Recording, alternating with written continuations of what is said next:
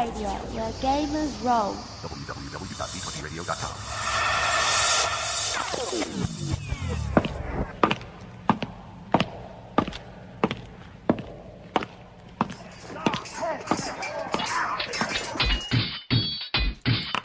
Roll for initiative. Greetings, RFI Nation, and welcome to Roll for Initiative Podcast, issue number 21. I am one of your hosts, DM Vincent, along with DM Jason and DM Nick. DM Nick, we're going to start off with you, fresh from Origins. How you doing this week, buddy? I am ready to go, fresh from Origins. Just got back 2 hours ago, and I'm not going to do, boy, my arms are tired kind of thing. Oh. So. Well, we'll get into that in just a second. We want to go through a few things, and you can get into. We'll sit back, relax, and enjoy some of your stories from Origin. Jason, sitting in the background, how you doing there, buddy? Hey there. I'm just on my edge of my seat, waiting to hear about the conference or the convention I couldn't make it to. So this is an exciting time. Definitely, we all want to hear about Origins. But as Gen Con, actually a little bit more than a month away now at this point. Oh my gosh! Yeah, Jason and I will be at Gen Con. You can. Hunt us down and tackle us and get us, to talk to you for a few minutes. I will. Jason will just ignore you. No, I'm kidding. Yeah, and actually, if anybody has been making plans for Gen Con and worried about the fact that you couldn't get a hotel room because you started too late, I reserved a whole block of hotel rooms for my gaming group, and a couple of people have backed out. So I'm going to have to call the Marriott and tell them to just go ahead and give them to first come first serve, but I will hold on to those. So if somebody's in that situation and wants to drop us a line saying, I want to get one of those Marriott rooms, I've got some extras. I mean, you got to pay for it. I'll just give you the reservation. But the point is, we made these reservations a year ago. I think they've been sold out for just that long. So, rather than just see them go to any old buddy, if anybody wants to drop us a line, no gimmicks. Just let me know if you want them. Yeah, definitely. Send us an email, rfistaff@gmail.com, and I will make sure it gets forwarded to Jason, and he'll give you the information, and you guys can coordinate that way. So if you want a room at Gen Con, hit us up. Let's go heading over onto the website. I don't think any articles have been published in the last week or so. Jason, that was your area. Well, okay, so we actually do have a new one up from Todd, and so what we're going to be doing is we're recording today on Sunday. Everybody's going to hear this show probably on Wednesday or so, but I'll be putting up another article by Todd right after this, and I'm actually going to look and see what it is. But no, we did just put up two new ones. I believe we put up the Marcanius. Yeah, we put up Marcanius City and the ecology of the hill giant. So. Yeah, one great article on populating a city, another great one on the hill giant, and we'll see what we have for coming up. I'll let you know. Did we get poll results? It's on the polls archive page. If you just click on that, you can see every poll that we've had.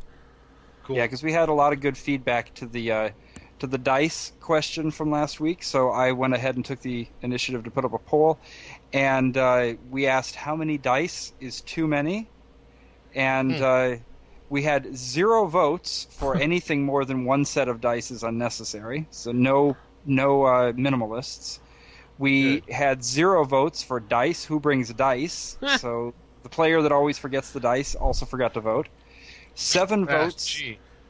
7 votes for a couple sets is okay, but non-standard is overdoing it.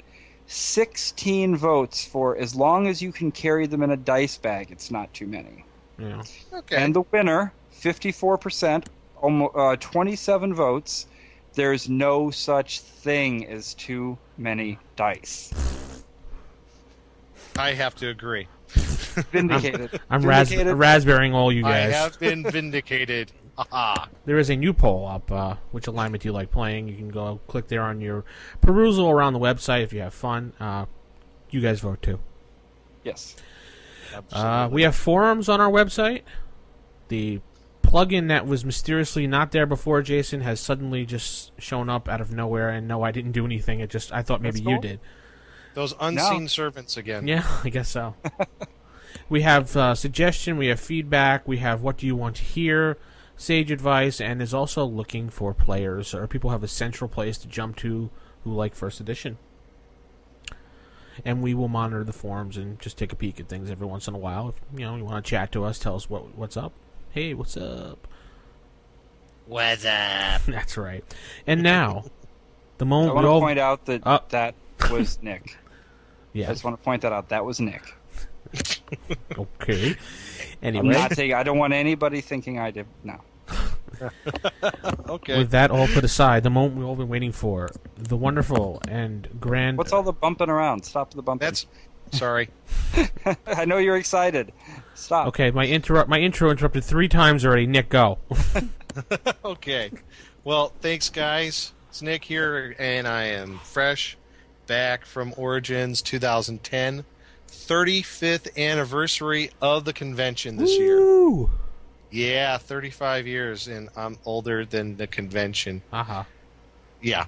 Anywho, I would like to put a special shout-out to Ancalagon from the dragonsfoot.org website for running a great first edition AD&D game on Friday night. Mm-hmm. My whole group had a blast playing. It was definitely different, refreshingly different. Okay. And that's all I could say about it. No, So- no, that's not all you can say about it. Come on, what Well, happened? I don't want to give it away. It's over. It's over. Well, he's run it last year, and I say this: you're on a quest to rescue Richard the Lionheart. Ooh. Cool. Yeah, so it's set in a historical. There is a true historical backdrop for this. Sweet. So he has pre-gens for it. Great fun time. We all died, but it was still fun. So yeah, it was great, and I hope to see him again next year, and maybe we can organize a couple of events so we can have some more first edition AD&D going on at the convention. So again, thanks to Encalagon for that awesome game. As far as the attendance, it looked like to me that it was way up from last year. So, and it looked so it looked a lot better as far as attendance was concerned. Mm-hmm.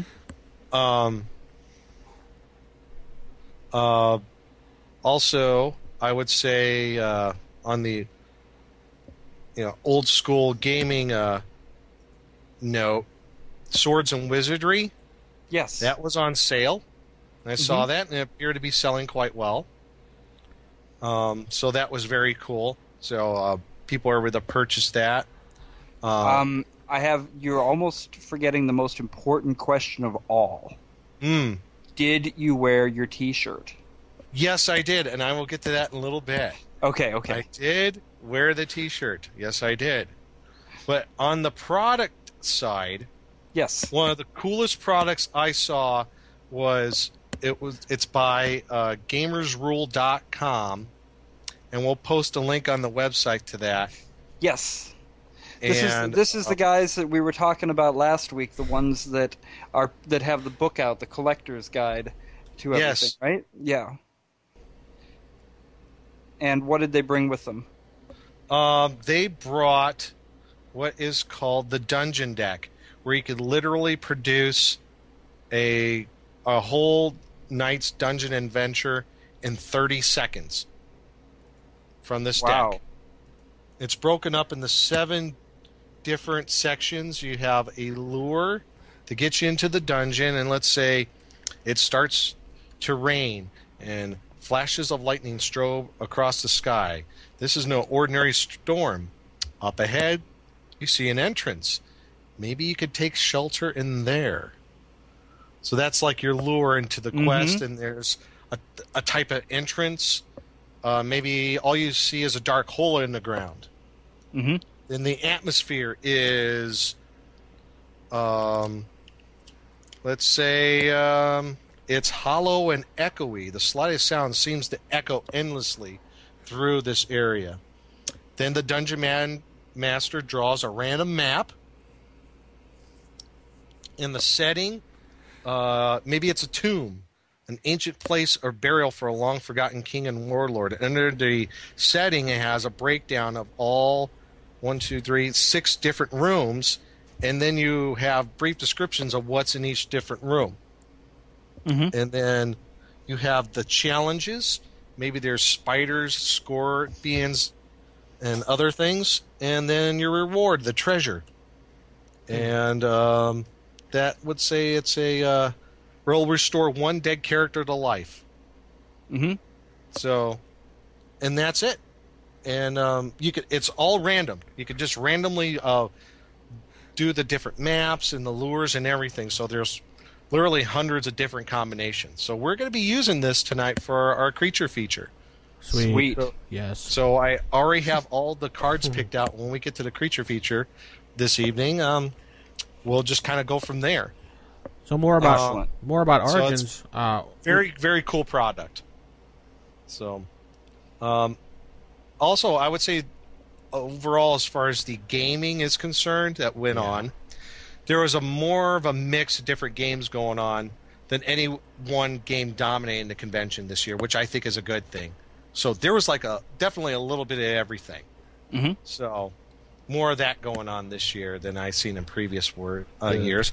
Really nice con T-shirt for the 35th anniversary. What's And it I look picked like? one of those up.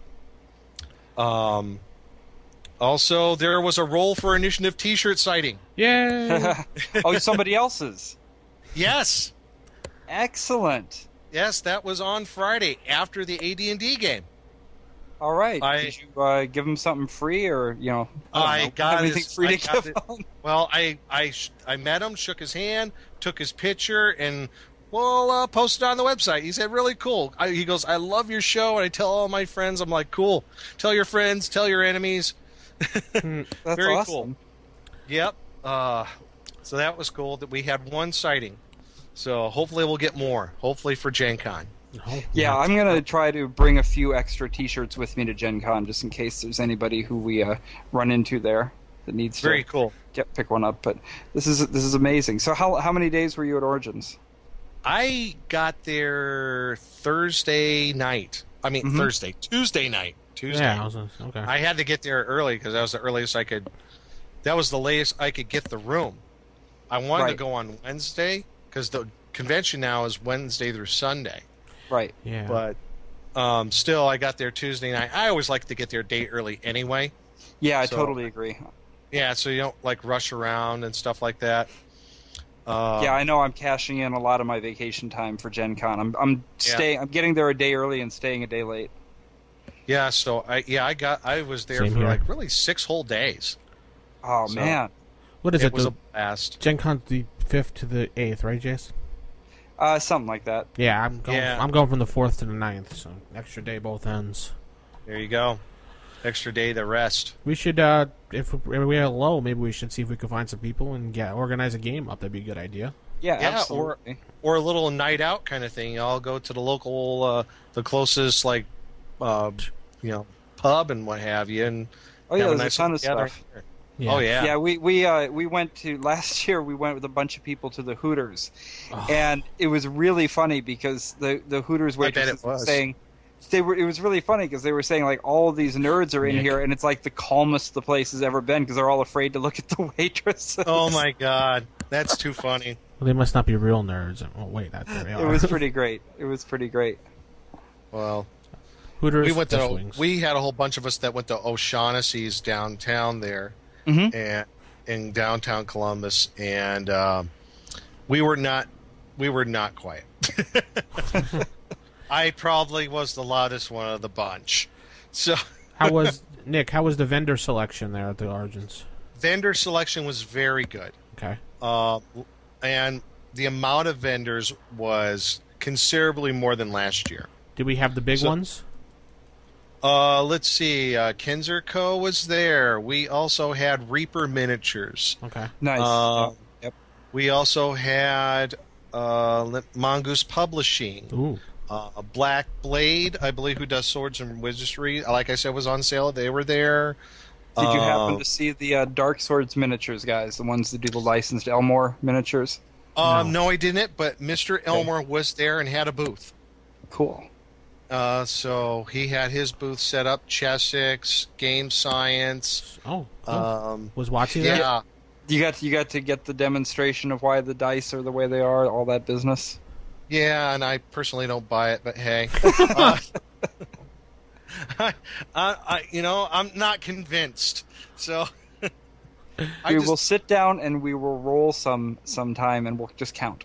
That's all we'll do. Just count. Yeah, we'll put all of our listeners to sleep with that one. Yeah, really. That'll be our experimental avant-garde podcast. It'll be the one where we just spend 90 minutes rolling the same die over and over and announcing the thing. So the podcast will just 20. Dude, 30, I'd rather get 6. slowly eaten alive by a gelatinous cube than do that. So There was a radio station. There was a radio station near somewhere in Iowa. I just remember this when I was a kid. When they were getting ready to go on the air, they spent 2 weeks with just a disembodied voice just saying random numbers. Or not random numbers, but just counting down.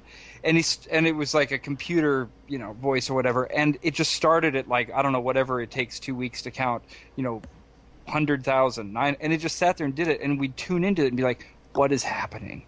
We had no idea, and then it was just a stupid radio station. that's creepy. It was great. It's the end Let's of the not world. do that.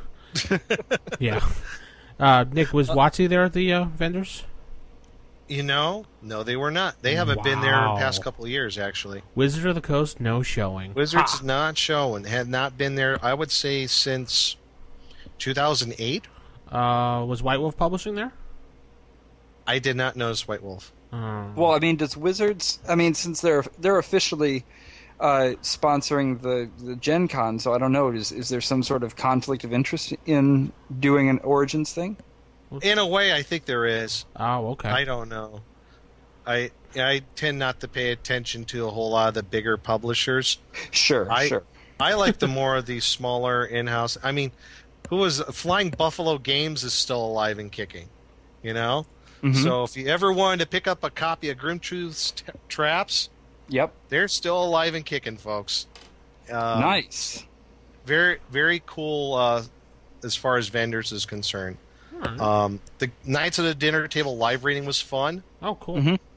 Mm-hmm. That's always a blast. It was especially cool because my friend Jeff and his son Racelin got to do a reading together, along with 2 other people, and it was This is Racelin's first big convention to go to, so that was particularly cool. I wonder how many people just flipped out at his name. Yeah, I was just thinking that. They look at his name, and they're like, "That can't be his real name." No, that's what's on his birth certificate. No kidding. Any authors? Not that I recall. Okay. I have to look through my program again. It's all such a blur. Yeah. I mean, Sure it was. were you staying right by the convention hall? Were you able to game maximum hours? I would say it's as far as maximum gaming hours, it was it was very good. I was doing about, I don't know, 4 to 8 hours a day gaming. Wow. So, and plus, I still had time to go and check out the dealer's room. Do they bring? Does True Dungeon go to Origins? I've never been to Origins. They had something similar to that this year. It wasn't How can True Dungeons. How can you do something similar to True Dungeons? That's Well, pretty- it wasn't True Dungeon themselves. It was False It was Dungeons. some- It was some other. False Mazes. It was some other group that was promoting something like True Dungeon. Yeah, I mean that's what I'm saying. How could you do something similar? It's so much work to put that together. I don't know. I think this one was a little bit more low key. Yeah. I They think do. this They was do more such a like great a- job. I couldn't imagine anybody else, Yeah. pulling it off. Other than that, strangely enough, I think I got enough sleep and no hangover. Nice. Whoa. So- So all in all, out of rating 1 to 10, I would say this was a 9. Mhm. Definitely a 9 on the con coolness scale. So Did you- and that's overall my report. I think I'm sure I'll think things later. No, I the most important thing is what steal or what deal did you get of anything there? Oh, swag? Yeah. Besides the dungeon deck, which I purchased, which was very cool, I got everybody in their swag bag got a copy of the Axis and Allies miniatures game, the basic set. Oh. And everybody also got a 30-card deck of Magic the Gathering of one color. Mm-hmm. Which was very cool. So everybody got like 2 games in their bag. And there was like 6 and 7 of us staying in the room. We're like, with all of our Axis and Allies stuff, like, we could have a huge battle right here on the floor. This is great. So that was very cool. And so, yeah, the swag was awesome this year. Now that you say that, I wonder, has anybody ever done a collectible card game that's based on historical wargaming? There is one. There is, really? Yeah, there's a World War II one, I know. I've seen it. I think that might be enough to make me play a CCG. Yeah, I just can't get the name. I've seen it. I'm sure one of our listeners will email to us. Yeah, because I never play those kind of things. It's funny you mention that. When I was, obviously if anybody doesn't know, the best day to buy your stuff is on the last day on Sunday, because all of the vendors and publishers, they don't want to bring all this stuff back with them. Yeah. So they're like cutting huge deals. I got like, what was it, 10 Dungeon Crawl Classic modules for $30. Wow. Mm-hmm. Which are easily convertible. Was there any first edition stuff there at all, or no? A lot of first edition stuff. Ooh. Not going for those prices, though. Oh. First edition stuff generally goes for pretty high prices. At a con, it does, yeah. Yeah, it does. But you're talking about stuff that was sitting out on the, just like the regular vendor booths, right? Yeah, like Noble Knight Games was there, so. Yeah, I mean, and they need to have that time when they get the maximum for their stuff, so I don't begrudge them that at all. Oh, I mean, when you were talking about the World War II thing, I picked up the GURPS World War II book and like 4 or 5 supplements, all of it for like $75. It was like half off. Wow. Because I was hoping to like run one day a GURPS World War II campaign.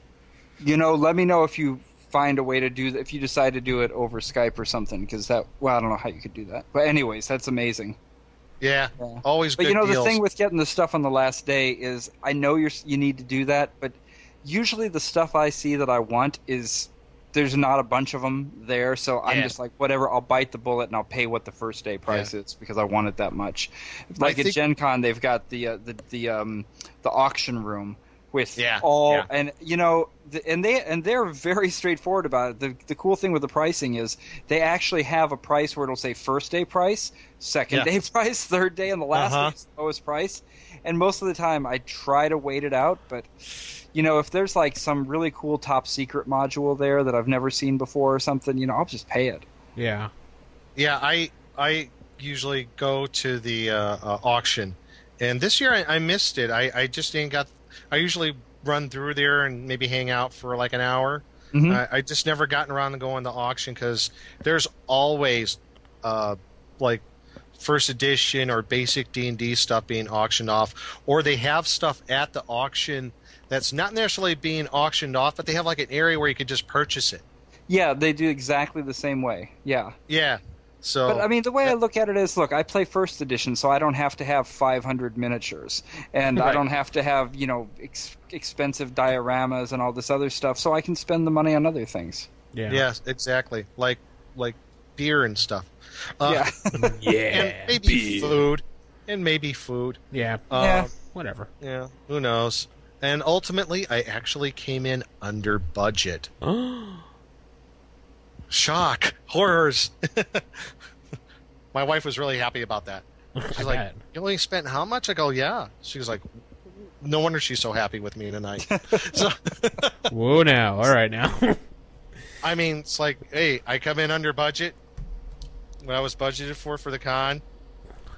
It's awesome. So it wasn't like I was living off potato chips the whole time. So, it helps. The first con I ever went to was Omicon, and I ended up sleeping on somebody's hotel room floor, because I went for a 3-day convention when I was like 16, and I didn't bother getting a room.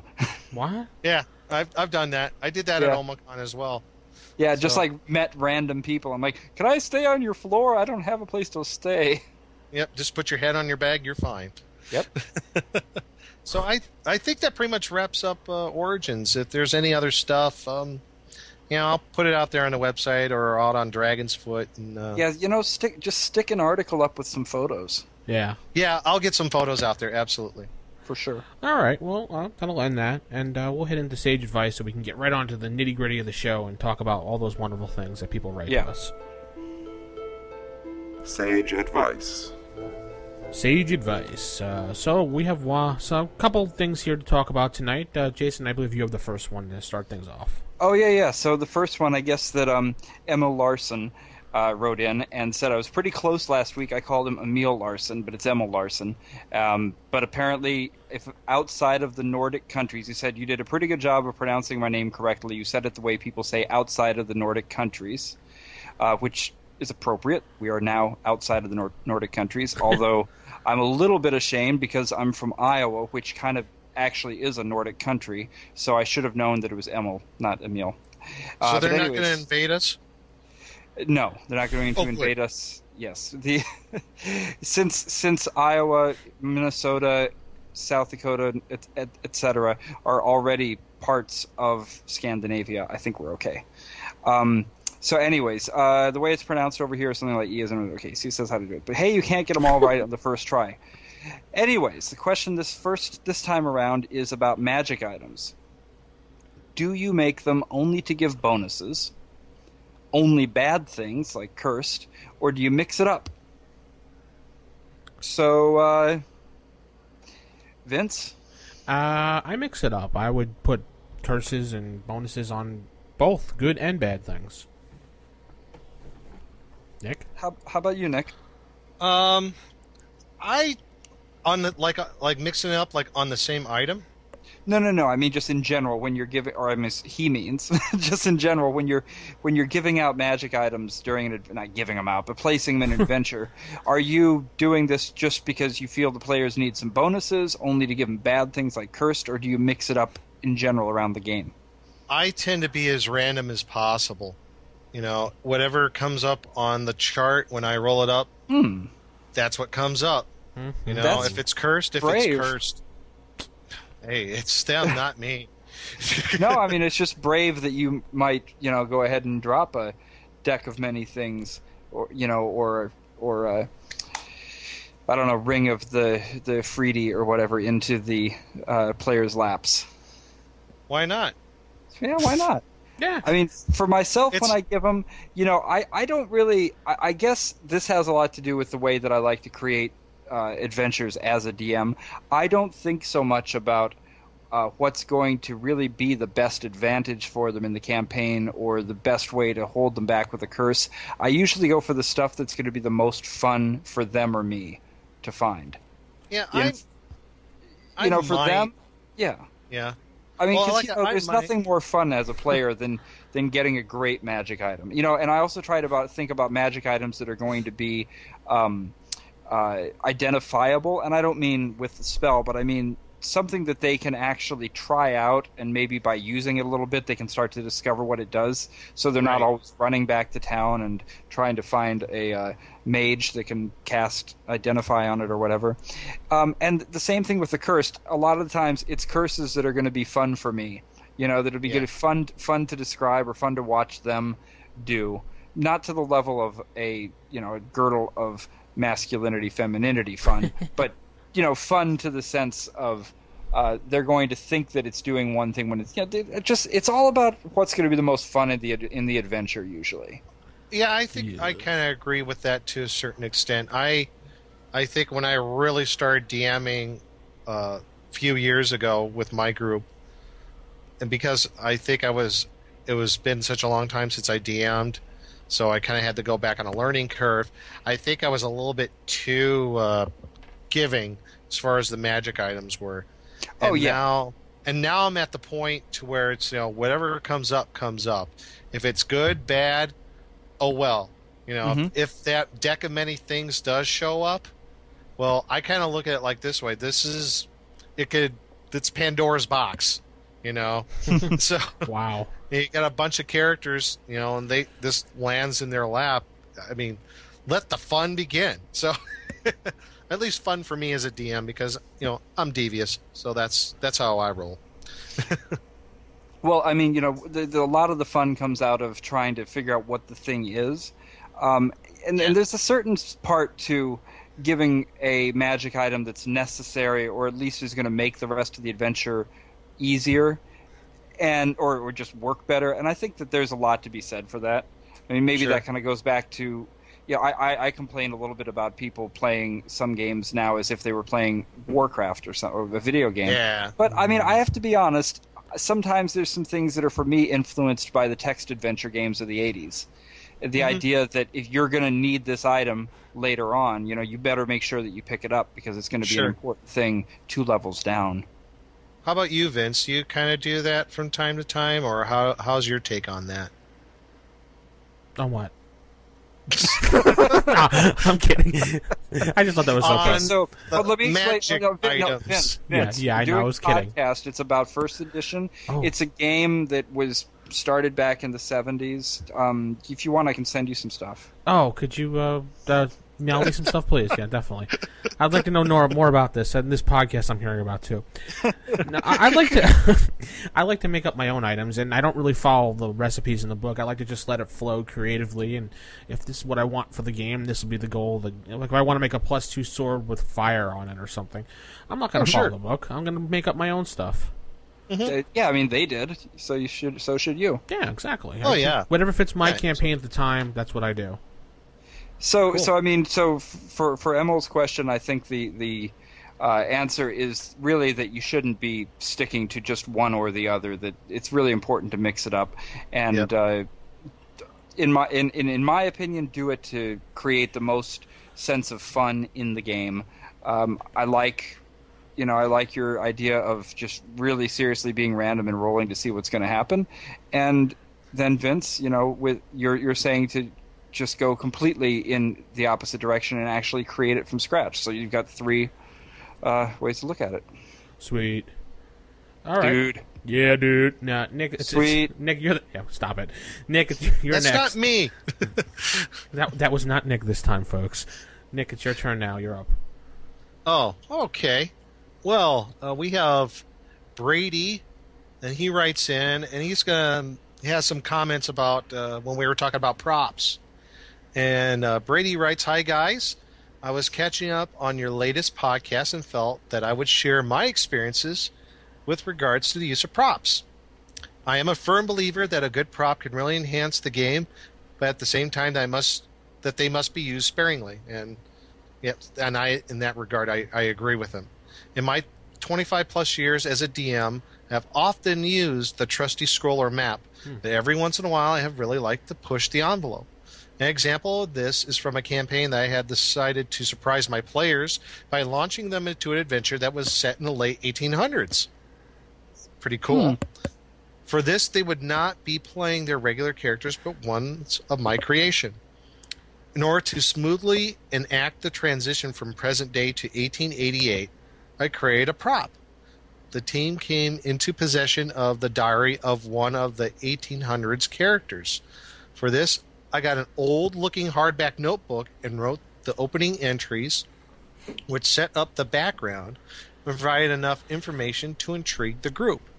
They realized that as the adventure played out, they would uncover the facts that would have relevance on the main present-day campaign. Cool. That's pretty cool.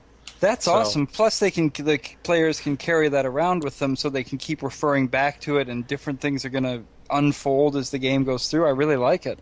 Yeah, that's very cool. Thanks, Brady. And Nick, this is kind of like what you were actually asking about on the, I don't remember if it was on Facebook or the forums the other day, about creating tomes. That was me. Mm-hmm.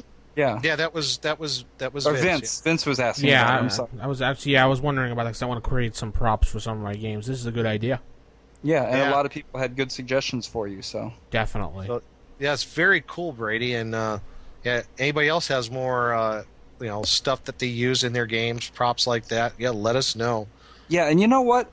For the listeners, it'd be really great if people could send some photos of their props in, because that's, these descriptions are wonderful. I'd love to actually see what they look like and, hear people talk about that. Yes. So since we have forums, if anybody wants to go, set up a forum, just a props forum, so people can go and give tips and hints about that sort of thing. All right, yeah, I'll put in the props for him. Yeah. That works. Cool. All right, the last one I'll take comes from John Koss, writes in and comments with, I enjoy your podcast quite a bit, and I'd also like to give you praise that there is no foul language said during this podcast, which enables me to listen, to the podcast at work and at home with my kids worry-free. Most podcasts drop F-words and S-words all the time. I just wanted to thank you for this, excuse me. Well, first I'd like to say you're welcome, and we try to keep this as a family podcast. And Jason and I went out of our way when we first started this podcast to say that we would never do anything like that, and if anything came close to that, we would either beep it out or we would blurb it out. And I'm going off radio broadcasting rules from over 10 years ago when I was in radio. Jason, editing magazines, knows the rules there as well, and Nick has curbed his language as well, so we're doing our job. What do you mean by that? Nothing at all, my friend. Holy expletive deleted, Batman. But yes, we try to keep this family oriented. So, I think Jason has said once or twice, so you could sit back at work and listen to this, or with the kids. Yeah. Hey, we're a show about games. Yeah. So it should be fun for everybody. Yeah, we're not here to do F this or F that. Not throwing the F-bomb. Exactly. Yep. All right, cool. I'm so tempted to go back and edit this thing with about 100 beeps in the middle of that whole bit. Like This Week in Unnecessary Censorship. Yeah, really. Okay. All right, let's head into Table Manners this week. Typical. Of all the evil creatures in the world, I like to find one with table manners. What are you kidding me? I spent years cultivating the worst table manners on the planet. Table manners. Table Manners. This one is going to be by a listener request for an evil campaign, as Dr. Evil would say. And this one came from Orion Megadon, I think that's how it's Orion. Orion Megadon. Megadon. Again with the names. I love this. Yeah. This is good. That better be a real name. Orion Megadon. It's kind of cool. We were just having I was just at a baby shower earlier today, and the mom-to-be put a thing up on the wall letting everybody suggest names for the baby. God. They're not going to go with either of mine. Which were? They're not going to go with Rock Bloodspawn. And they're also not going to... Right, they're not going to take Awesome Turbo Laser Beam. That's not going to be one. But here's the scary true story. From that board, the mom-to-be has actually kind of decided that Odin is a pretty good name. Odin? Odin, as in Odin One Eye. Yeah. As in the god Odin. Yeah.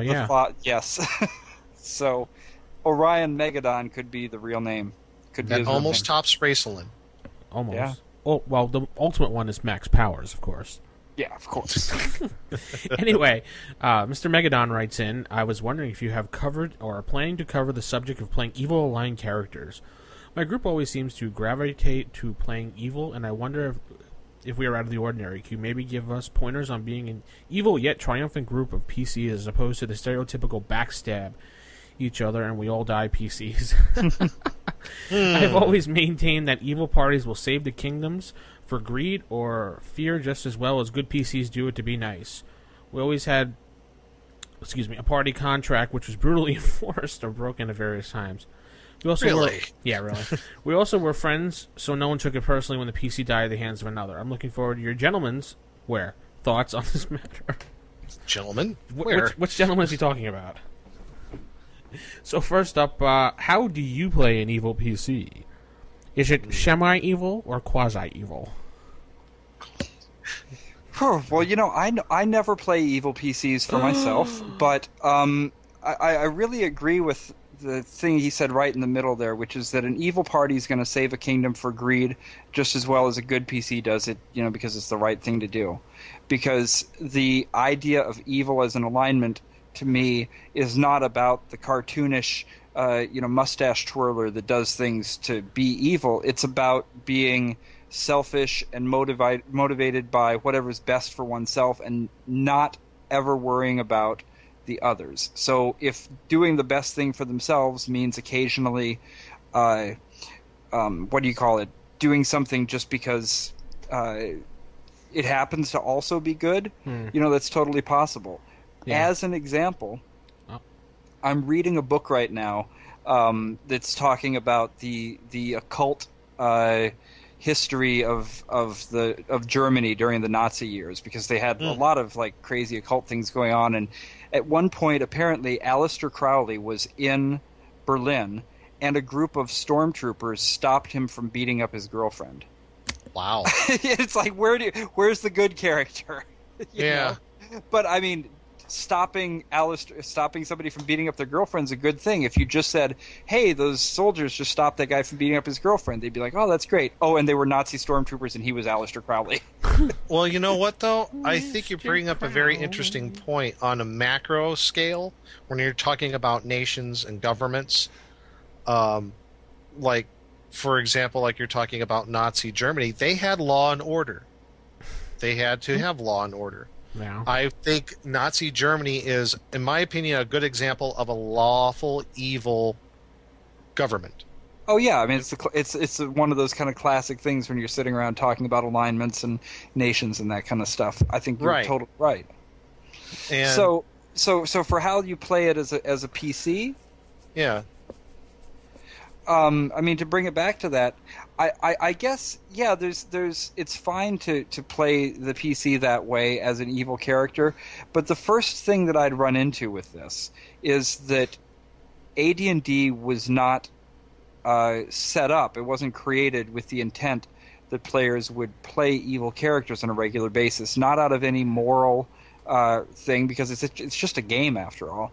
But you just don't have enough spells and magic items and monsters to fight for it to work so easily that way. So if you want to do it, you can absolutely do it, but you're going to do a lot more work as a DM just setting up the right kind of adventures for them.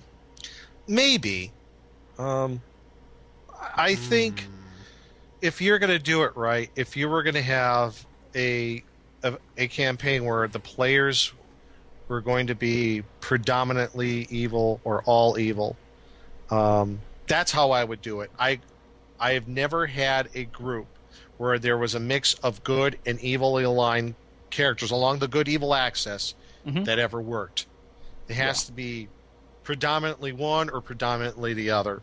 I mean, other than that, it's going to end with a lot of character deaths. So, we had a campaign where it was predominantly evil characters.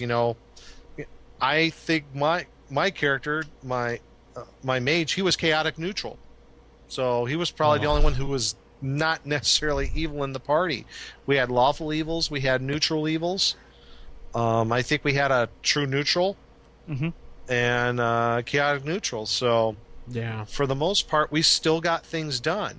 I mean, no one really necessarily backstab each other, but like you said, if it's to the evil player character's best interest to have the group, or at least an individual in the group, alive to help to get their own goals, yeah, of course that'll happen. So. Yeah, I just think that when I think about the different alignments, I tend to think of the evil alignment in the way that I've seen a lot of people treat neutral. I've seen a lot of people treat neutral as the alignment where, well, you just kind of do whatever is best for you, but no, to me that's really not what it's about. Neutral is the ones that are always trying to keep it in balance, whereas the evil characters are the ones that do whatever is best for them. So, I mean, in that sense, yeah, I guess you could really play a lot of evil characters, but I don't know. It has such it doesn't appeal to me as a concept. It's kind of the way that you see. There's a lot of games that it's more fun to pick it up and play the baddies, but that kind of gets old after a little bit for me. No. I play evil characters quite a bit, and I have loads of fun playing it. Actually, I'm playing a difficult campaign right now. I was playing a lawful good paladin, which is kind of a twist for me. So it's wow. And my group is one person is true neutral, another person is neutral good, and then I have a chaotic neutral nutball running around doing evil stuff that I can't prove at the time being, but I will, and I will get rid of him, and I will triumph over him and show the good is all that is good and just. But normally, I generally lean towards the lawful evil side of things, to use the law in my evil ways. Oh, well, sure. I mean, do you think, to get to his other point, the stereotypical kind of backstabbing situation, do you think that is the kind of thing that has to happen in an evil party? I think not the actual backstab as in like an actual backstab. No, not literally, but I mean in general, the idea I that love betrayal. Yes, betrayal. Okay, that works better. I love the spur of the moment. Write that note to the DM. You thought of a great idea to how to just screw over the party or something like that, or screw over somebody when they think they got ahead on something. I've done this a couple times. Heck, I've had that happen in good Align parties. So, yeah, I mean, now that we're saying it this way, I think about it. I worked over on Madison Avenue for a few years at a major advertising company, yes. And pretty much every day was like that.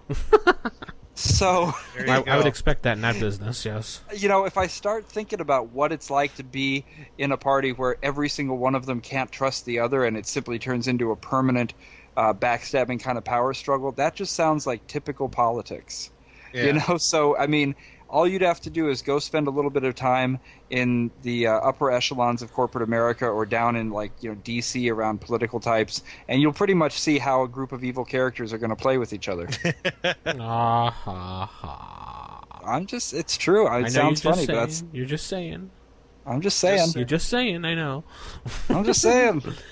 All right, so we need to comment to know that Jason's personal comments are not all of the comments here on Roll for Initiative podcast. That's our disclaimer. All right, the disclaimer is the comments by Jason are no longer condoned by RFI Podcast. there you go, your disclaimer. That sounds better. Yeah. Okay, so you know what I like to play mostly lawfully. But Jason, what do you generally gravitate towards when you're designing your character? What alignment do you gravitate? I really end up with chaotic good all the time. Okay, and maybe it's just that whole you kind of play what you know, and it seems to be the one that gives me the most latitude to play the way that I would really normally play it. It doesn't stretch my role-playing abilities too far. Okay, so Jason is chaotic good, I am lawful evil, and Nick, over to you. Gosh. Gosh is not an alignment. Try again. No, I'm kidding. I played so many different alignments. I think the only two alignments I have not played is neutral evil and chaotic evil. I think I've played all the other alignments in the alignment spectrum. I think chaotic evil is a hell of a alignment. I gravitate towards. Yes. I would say like lawful neutral, maybe even lawful evil. Ooh. So, and I do play chaotic goods though. So, yeah. But like I was just trying to say that I think chaotic evil is a tough alignment to pull off sometimes. I think so too. I have to agree. When you get to around neutral evil, the neutral evil and chaotic evil, I think are the two most difficult ones to play. It just, along with even chaotic neutral, because everybody plays them like an insane man. But people take chaotic neutral and they play it like chaotic evil, and they go, "Oh, I'm not evil. I'm chaotic neutral." Right. Like that movie we saw, Jason, which you kept saying, "I'm not evil. I'm chaotic neutral." You're evil. Well, yeah, I mean, because I always think of the chaotic side of the alignment as being something like just an artistic temperament, or sort of a traveler type. I think of Jack Kerouac as being a chaotic type, and that really appeals to me. I think of the chaotic one as being. Good. Yeah, the chaotic is the free-spirited one. And so, if you're playing it that way, a chaotic evil character could be a really enjoyable. I mean, maybe Jack Sparrow is chaotic evil. Captain Jack Sparrow. I would give him more chaotic good than anything else. Okay, but well, in that case, all you need to do is push him a little bit onto the evil side. If he was looking out more for himself, actually. All right, well, we've done the alignment thing before. I'm not going to speculate on it too much. I think he might be chaotic evil, but you guys think differently. That's okay. I think he's more like chaotic neutral. Yeah, all right. So we all have our own spectrum vision of Jack Sparrow. Who cares? Right, exactly. I only watched the first movie, so I don't even know. So. They're all good. He also asks, how I guess his way he says, how far should you go? how evil is evil? How much evil should you be? Yeah, how evil is evil? I mean, I guess you want to be shocking. If you're working for like Demogorgon, that might be pushing the envelope. I don't know. That's good because there's different ways to say why are you playing evil? Are you playing it because you've actually got some desire to spread evil throughout the land according to your deity? Which that's probably the best way to do it. That's probably that's probably the valid best way to do it. Yeah. Or are you playing evil in the sort of insane, twisted mind kind of evil, which is more insanity than actually evil? Right. I guess when you look as far as you should go, and I guess it also ties in with if it's playable, is this might be a poor example of if you could play evil characters together in a group. Mm-hmm. I hate to use this example, but that's the only one that could pop into my head. The Legion of Doom. I was gonna ask if you were going to say the Legion of Doom. Sure. Minus Solomon Grundy and Scarecrow. I mean, there you go. There's a group of evil characters that work together with a certain goal. I mean, but I think in this case, if you use that as kind of a template, you have to have someone who's very, very strong in charge. I don't know. Chaotic Evil has always been a tough alignment for me to play. Like, for example, we're gonna go to like a video game type reference type here. I'm playing Red Dead Redemption right now on PlayStation 3. Okay. And that's set in the Old West, so you can pretty much do whatever you want in the Old West. You can be an outlaw, you can be the good white hat guy, you can be the black hat bad guy, whatever. So I tried to do the outlaw, black hat, badass type guy, and it's really bothering me to do that because basically I could ride around the West, you find people hanging out in the West that do things for you do it for them, and then you could just blow them away and take it back. That's what a Chaotic Evil character would pretty much do. Yeah, pretty much. And I'm doing that. I give it to the stuff. They're like, oh, thank you. And I get on my horse right away, turn around, go, whatever, bang, and just take it back from them. And it's just like I sit there going, you got to think about the consequences. If you were if you were doing that in the game and the DM started saying, okay, your reputation is going to become known throughout the land, you might not do it so much. If it meant that you couldn't continue to do it as well. Well, that's the problem in the game, and all of a sudden you would lose honor, and then you'd have marshals after you, and you'd be running around shooting marshals, and that happened to me, and I died, but anyway. I don't know, it's just funny. There's a 40-foot Red Dead Redemption billboard right outside of my window, so... Wow. I just thought of one excellent, good example of a evilly, I guess, aligned party, and it pulls off very well. There's a book I got like maybe 10, 15 years ago. Right. Author's name is Eve Forward, and the book is called Villains by Necessity. Okay.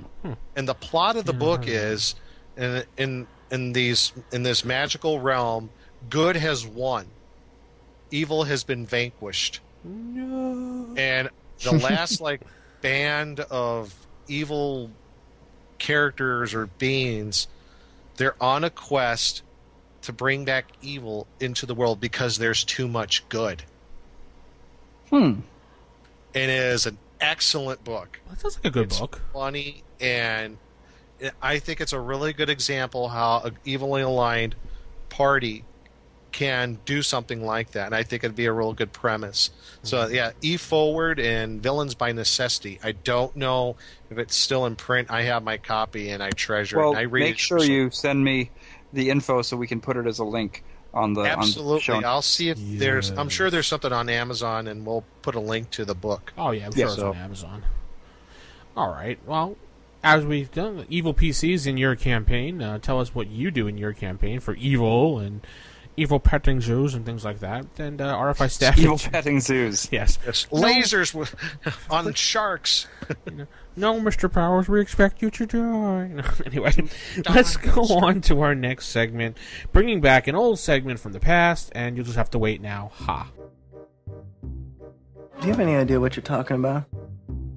Why do I sound like I do? Playing tips. What are we bringing back from the dead today, Jason? So it's the Stickler Spotlight, which I like. So it's good. I'm a stickler, so I like that. Yeah, you are. But we're bringing back for this week's Stickler Spotlight the question of level limits. Yes. So, this is one we often hear about from people when they're first playing the game, running into this sort of thing. Yes. Level limits, it doesn't sound like too bad of a deal when you first get into it, finding out that you're not going to be able to make it past a certain level because you've chosen a non-human race. But of course, then what happens if the party's continuing on and on and on, and you're stuck there, and you're a halfling, and everybody else is 18th level, and you're 6th level. So the question is, do you follow them? Are they needed? Should they be ignored or waived in certain cases? Vince, all right, so what do you think on that one? Do I follow them? Nay. Are they needed? They probably are, and they probably served a purpose back then. I don't think they serve a purpose now, because I think it's just annoyance. Should they be ignored? Certainly. Should it be waived? Why not? I feel, I know the reason they were put there. I know they were to balance the game out, make humans more, alluring, more playable. Yeah, make it more human-centric. Yeah. And I know they did that in the later editions by giving humans a bunch of stuff to make them seem like they're better. You know what? I just say, just go with it. Who cares? I mean, so what? Who's to say that a dwarf can't go past level 9? I mean, why can't he? Because he just magically cannot? What prevents him? It's a tough one for me because, I don't like game balance because I don't have a problem with game balance, but, I don't like game balance for the sake of game balance. Yeah. I like it, Right. if it actually comes out of things, that's great. But like you say, why? What is it about this halfling that makes him completely incapable of ever getting any better as a fighter than 6th level? Exactly. There's no just other than Gary wrote in the book and said, "I declare." Well, but then there you get to the other side of things, which is I don't like breaking the system that works. So the level limits. Well, first of all, the balancing thing, it's a whole thing about how First Edition is balanced as compared to, say, maybe how the D&D systems were balanced in later years, is that it's balanced not necessarily on a at-the-moment sort of situation where, when we're all at 3rd level, we're all doing about the same sort of thing. It's balanced over the lifespan of your character. Like a magic user who is completely useless at 1st level, but completely unstoppable at 12th. Right. And that's balance. Right. So, I think here's the thing. When I have an all-human campaign right now. Everybody, lucky for me, chose humans. So it's not coming up at the moment. And when I was a teenager, I ignored the level limits because it was just no fun for anybody to get stuck back at a level. Yeah. I don't think I would ignore them anymore. No. Well, because the fact is, this is the way the game's set up, and the one thing that you have as an advantage is the ability to be multi-classing. So perhaps you can't get above a certain level because of your race, but you do have the ability to go and train in something else, and suddenly to have to really be a army of one in a lot of ways that a human can't do. Well, no. Okay, so you're saying you can multi-class and do this and that, but why can't a human multi-class? Why can't... Well, they can technically. They can dual class. Humans can dual class. Why can't they multi-class? That's similar to multi-classing. Well, but why can't they multi-class? I think that's a good balancing act right there. What's preventing them from doing this? What's preventing a halfling, like Jason said, from going up a level? There's no argument on that. Why can't a halfling hang around in a party for, I don't know, say 10 years? He's 9th level, the human is 12th level. Why can't he learn over time to go do that class with that person? Because he's a halfling? I'd say actually. I think that's a circumstance that should be waived. Well, no, I mean, some people are not, I mean, this is, talking real life now, some people are just not capable of ever learning or doing more than a certain thing. You know your limits. I like to go running, for example. I like, I go out in the morning and I run, maybe a couple 3 miles in the morning. I'm probably never gonna run a marathon. No, all right. And I certainly am never going to go and win a cross country race. Right. And it wouldn't even matter how hard I trained or whatever I did. I mean, those are just my limits. It's just what I can do. I'm gonna disagree with you there, Jason. If you spent every day training to do something across country marathon, you'd be able to do it. Okay. I mean, within certain limits, but I'm going with athletics here because it's an easy one to think of. There's any number of athletes out there that I don't think that anybody could be Yao Ming. I mean, I think that only Yao Ming can really be Yao Ming. I mean, sure, there's going to be other people who can reach those levels, but some people, just never. Yeah, like Michael Jordan in baseball. Not anybody can be Thelonious Monk. Not everybody can be Albert Einstein. I mean, everybody has certain things they can and can't do. That's a good analogy with the sports. I mean, yeah, a good example is like, you might have, like an American football. You got guys, great running backs. American football. Somebody's been watching the World Cup. No, I don't. Oh, we caught you, Nick. Stuff. We caught you. Oh, we got you. Watch that stuff. I'm just making allowance for our international listeners. Yeah, sure. Yes. We know it's on mute in the background. It's okay. Yeah. Anyway, in football, you have running backs and quarterbacks, and they're really good at what they do. But some of these guys, as we know, they golf. Do they professionally golf? No, because they stink at golf. They just golf because they golf. So they're really, really good at football, but, they'll take up golfing, and they're just not that great at it. Like you said, there are certain limits. There are certain things that people do really, really well. So I think that does kind of play into it. And I was also thinking about this, about the level limits things not too long ago. I was thinking about a way of running I was going to do a whole new Greyhawk campaign, and I was actually kicking around the idea of like having no level limits for elves and dwarves and what have you. Mm-hmm. And I thought, well, how does that throw off the game balance? I'm like, well, it really doesn't. But what's going to make it enticing for humans to play a human character? Yeah. One of the things I thought of is giving, and since I'm using the World of Greyhawk campaign setting, I broke it down to where the four main racial subgroups of humans, give them attribute bonuses. Yeah. If you're a mixture of, like, say, Sul and Flan, you get a +1 here and a +1 here to your attributes. A lot of people do that. Yeah. I also did a thing to where if you're from like a particular kingdom, maybe you get a +1 to hit with certain types of weapons, because that's what the kingdom mostly uses in their armies. And so that's another way as a human. As a human, yes. We waiting for that one too, Jason? You are human. As a human, that would be more appealing to a character, to a player, to play human where there's no level limits. Give something similar give similar attributes to humans as demi-humans have. Mm-hmm. Humans might not get infravision, but you know what? Maybe they get a +1 bonus to their con, or for being a particular human subrace, or +1 bonus to their intelligence for being a particular human subrace. Stuff like that. You could keep on if we were looking at it purely from why can't an elf be a 10th level fighter? Well, for that matter, you could say, why can't an elf be a cleric? I mean, do elves not have the ability to be clerics? You're right. You could definitely do that, and I think that's probably a good argument for why some later editions changed, and got rid of some of those things. So you have to make a decision at some point. Do you want to keep this in the AD&D rules? Or do you want to house rule it to a point that you're I don't want to say you're playing a different game, but it feels better to me to just go ahead and stay with what the rule sets were about to begin with. And being an 11th level magic user is not exactly a disadvantage.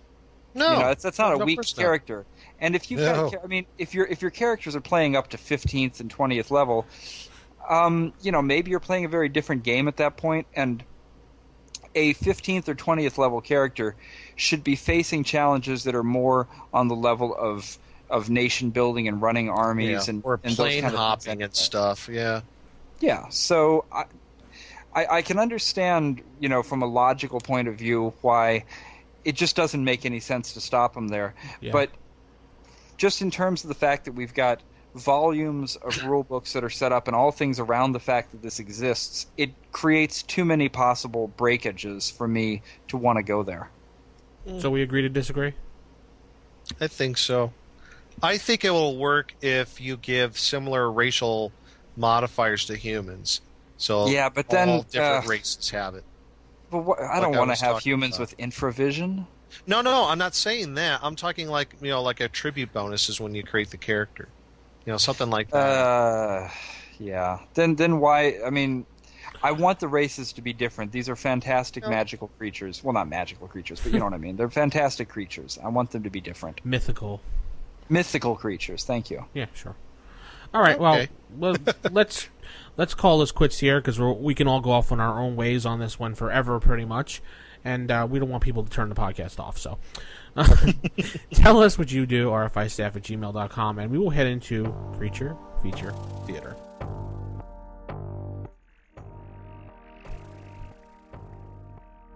Creature Feature Theater. So, who's running the Creature Feature Theater this week? That would be me, Nick. Nick is doing the creature feature tonight.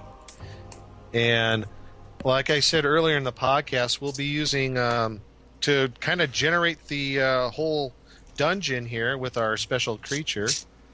We are going to be using the dungeon deck. And I already pre-pulled the cards. And I you read did all through that work. Yeah, it took me a whole 30 seconds to do, and that's So why cool. it's such a cool product. So cool. I'm really pushing this product. I think it's very cool. So we have two characters, and why don't you guys go ahead and introduce your characters and what they are. Hi. Oh, sorry. I'm playing Grimthar, a human fighter. What? Grimthar, the human fighter. The human fighter. He is level 6. He looks like he's got some pretty good stats. 1840 for his strength, 14 for his dex, 15 con, intelligence 10, wisdom 11, and then 12 for his charisma. He's got 54 hit points, and he's pretty good. I got a good suite here going. Jason, what are you playing? All right. Well, you know what? I've got Cedric, who's a half-elf, multi-classed. Oh, not the entertainer. Ha. And he's first of all, Nick, kudos on the fleshed out characters here. Much better than I gave you guys. No problem. So, although I do see at the bottom it was created by something. But all right. We won't talk about that. We don't say a word. Okay, so Cedric is a half-elf cleric mage who's reached the 6th level in both cases. Chaotic good, thanks. That's nice. No problem. But I do have a little bit of a question for you. He's 17? I'm sorry. He should be maybe about 10 years more than that. Probably about 27. Well, yeah, he's definitely not 17, but that's okay. Yeah, so, I forgot to change that. Yeah, that's all right. So he learns quickly. He's half-elf size, 5'7", slim build and all that sort of thing. He's got a nice rounded set of stats here, good high wisdom and high dexterity and low charisma. So again, fits me perfectly. Okay. Looking good. Immediately I cut him down. No, I'm kidding. You and your low charisma. With my crossbow. He wastes him with his crossbow. All right, so... If anything, 13, 16, 11, 16, 17, 12, if anything, I've got kind of better than average scores here, so that's pretty nice. Yeah. And I did use the appendix of the DMG to generate the stats. So that's why they're probably a little bit slightly higher. I got to tell you, just on a slight tangent, at that same baby shower I was at today, I ended up getting a discussion with somebody who's also a gamer but hasn't played First Edition, and you should have seen her jaw drop when she said, "You roll your stats? How do you win?" That's right. We roll our stats. Anyway. All right. So without a further ado, Cedric and Grimthar. Grim. You do know each other.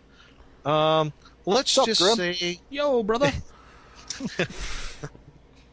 All right. Let's just say that you got separated from the rest of the group. Who? Us. Oh, us. Yes, Okay. you got you two got separated from the rest of your party, and you're out in a thunderstorm. It's getting very late at night in a thunderstorm in the forest. Lightning flashing across the sky. So this is obviously no ordinary storm that you've run into. And just a little ways ahead, you do see an entrance to somewhere. And both of you think it's probably a pretty good idea that might be the place to take shelter. Hey, I think that's a good idea. What do you think? This storm is terrible. Let's take shelter in that cave. What could possibly go wrong? What could possibly go wrong? Yeah, that's really. right. Well, you get to the entrance, and I would say it's like on a hilly, rocky hillside. So we're in the forest, and we've come to a hillside, and there's a cave in the hillside? Yes, and you're kind of getting out of the forest a little bit, but there's still some trees on these rocky hills and stuff like that. Like you would probably see like in the Appalachians, per se. What time of day? What time of day? It is twilight, nightfall. Okay. I sparkle. Sorry. Not that twilight. Oh, okay. And this entrance, it appears to be a stone door. Oh, there's a door. So it's carved from solid stone. Oh, okay. I thought it was just an open cave entrance. No. The entrance is a stone door in the side of this rocky hill. Okay, so just before we do a single thing going in here and looking around or anything at all, the first thing, Grimthar, this clearly is not the kind of thing when you're in the wilderness and we run into a stone door that it's usually not a friendly place. No. So I have the ability to cast negative plane protection, and I think that it would be a good idea it'll last for at least 6 turns, which is plenty of time. So I'm going to cast that on both of us. Okay. All right. So you cast your spell. Go ahead and track the time for that, if you would, for your spell duration. Yes. So it's going to be good for 6 turns. So that's an hour. Yeah, plenty of time. Yeah. So I had it. I had 2. I memorized the prayer twice. So I'm going to be using that once for myself and once for Grimthar. Excellent. Very good. I feel very positive. So, either one of you open the stone door. It appears there's no hinges on this side. Let's look around before we do.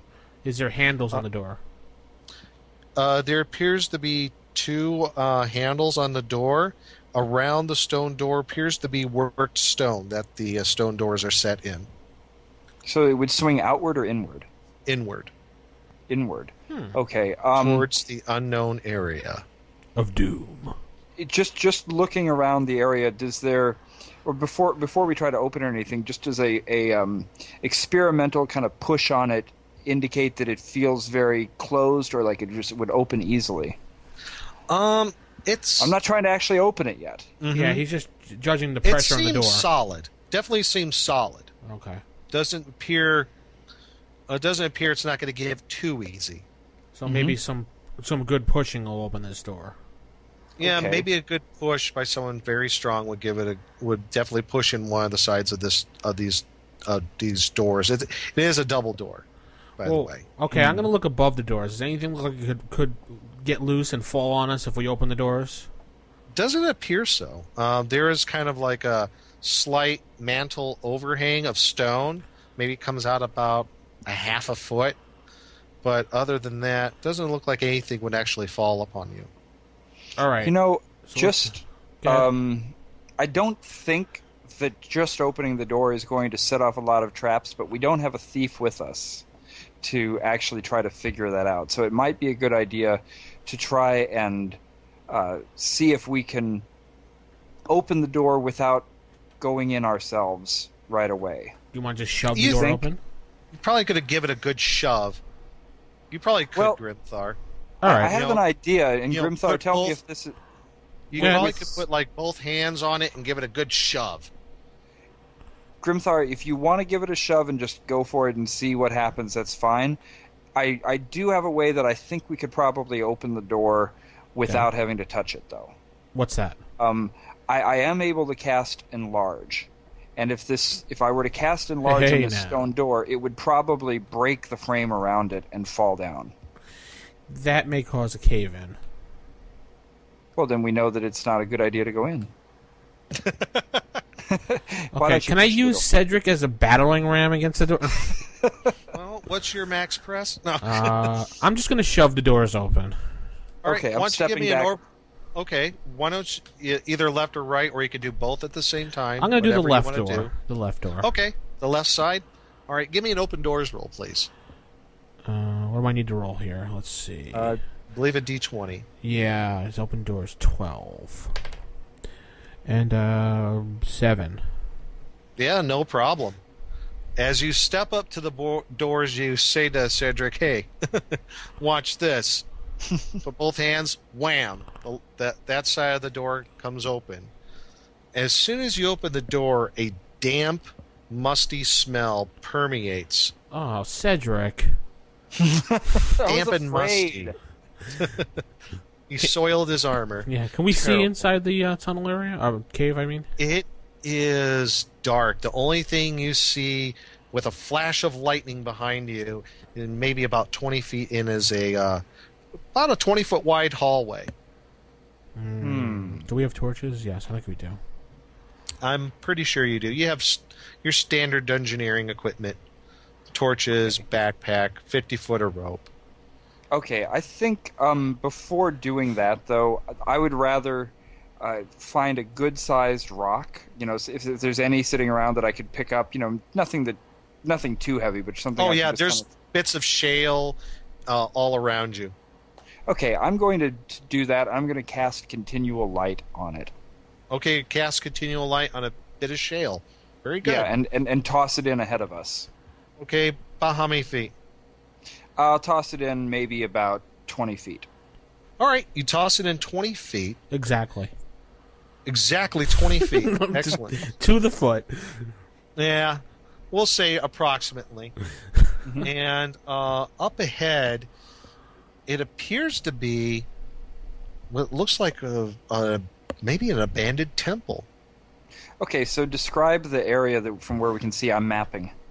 From what you could tell, it's a very strangely constructed room. I would say on your side, if you want to use the doorway that you came in, that's the south end.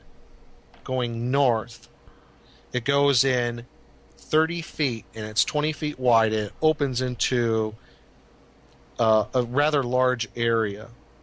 I would say, and it's 1, 2, 3. It's like a 5-sided room, with the short side of the room to you. Okay. And 5-sided room. That's ominous. That's yes. Yeah, that is. Yeah, it's got 5 sides. So Yes. think of the short side as yours, and that's 40 feet wide. Then it goes off on a 45 to the left and right, 40 feet. And then both of those sides go north 50 feet. And then that's probably about as far as you could see. Okay. And in this room, not only is it kind of damp and musty, but a strong, spicy smell lingers in the air. There are benches against the walls. Can we tell where the smell's coming from? It seems to be coming all over the room. Okay, permeates the room. Yes, along with the damp and mustiness. So I'll take it we entered? Well, that's what's kind of coming out of the room right now, as far as the scents, the smells. So you want to try going in? We might as well. So we'll step in just as far as the glowing rock is. As the glowing stone? Very good. All right. So you go in, and now you can see the back wall. It goes, I would say, 20 feet in from either side. And then turns back north each side 20 feet. And it completes a square going across 40 feet. And in the back there, if you pick up the stone and kind of wave it around a little to get a better look at things, and along with this thunder and lightning crashing behind you, and the storm is even getting worse, you would say that kind of niche to the back of this room, it appears to be in the back there is a altar. And then back behind the altar, you could barely see it. There's two other smaller niches in the walls. And it appears to be like maybe a couple of maybe skeletons standing in the niches. Okay. Let me see here. I'm just looking for the distance on my detect magic before I use this. I would say from where you are right now, it's about 10, 20, 30. It's about 100 feet away from where you can see. Okay, so I need to get within about 60 feet of this before I'll be able to detect magic. So probably about the middle of the room. Yeah, so Grimthar, if you can cover me a bit here, I'm going to creep forward, detecting magic towards the altar and especially around the skeletons in the alcoves. All right, so I take out my winter blanket and I put it around him. Right. Okay. I'm covering him. Right. I go, there you go, cover, buddy. Not that kind of cover. Oh, I'm sorry. Now, you do notice as you walk further in that there are other exits to this room. Uh-oh. Where are they? There are 4 exits.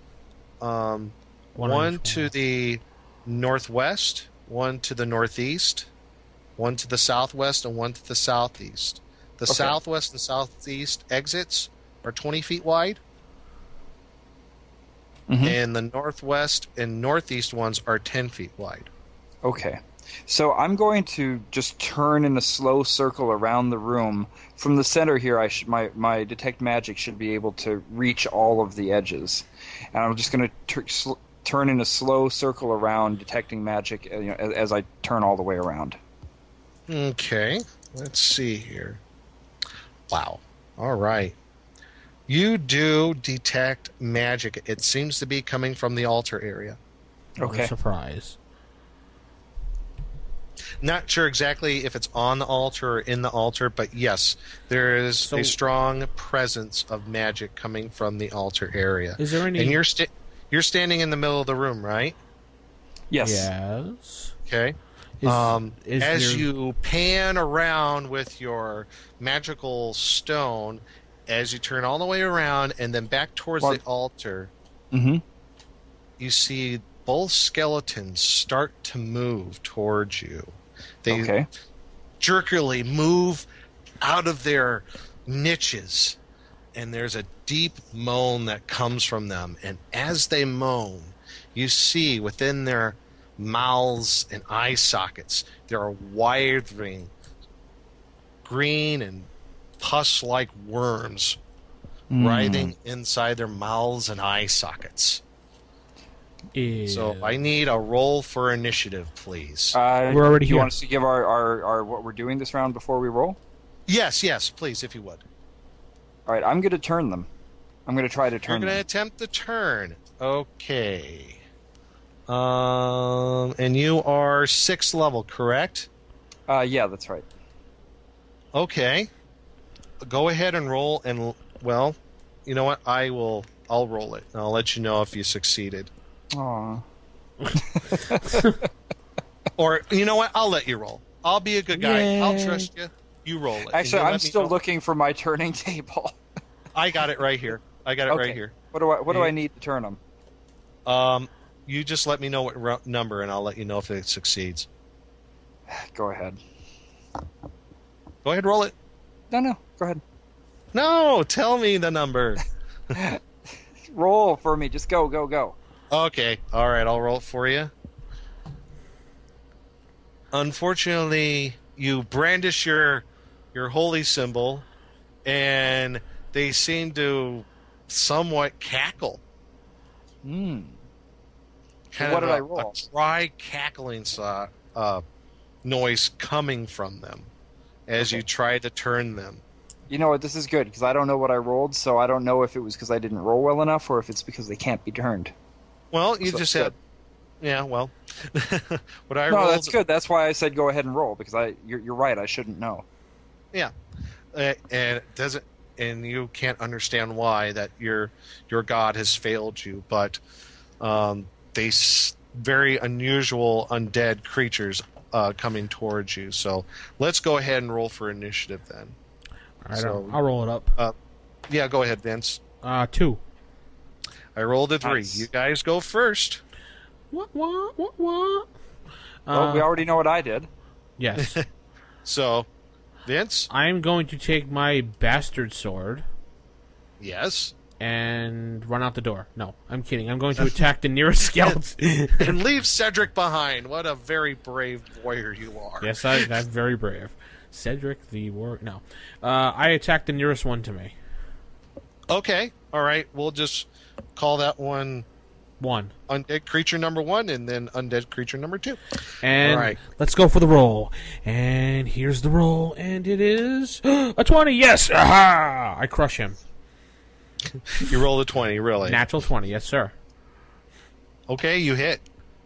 I would hope so. Go ahead and roll your damage. Let's see, damage. This is considered medium. They are medium creatures. Medium creatures, and of course, 1. Yay! And I'm rolling 2d4, folks. 4, 5 plus 4, 9 total. All right. So Doubled. you did 9 points of damage to undead creature number 1. Very good. All right. Out of Now, character, is that because of the skeleton feature, or is that because you're not doubling? Actually, or is it part of the creature that you can't tell us? What is part of the creature? Is this something of the creature you can't tell us because of the segment? Are you? In other words, as you close on the creature, you notice it's not as much as a skeleton as it kind of looks like it's almost a mummy looking like creature. It's got tatters and rags on it. It's a bit mummified, but these green looking maggot like creatures rolling around its eye sockets and mouth and nose. Oh, I guess my question to you was: were you counting the natural 20 in your game, or you're not counting that for anything? Oh no, I count a natural 20 as a hit. Nothing else.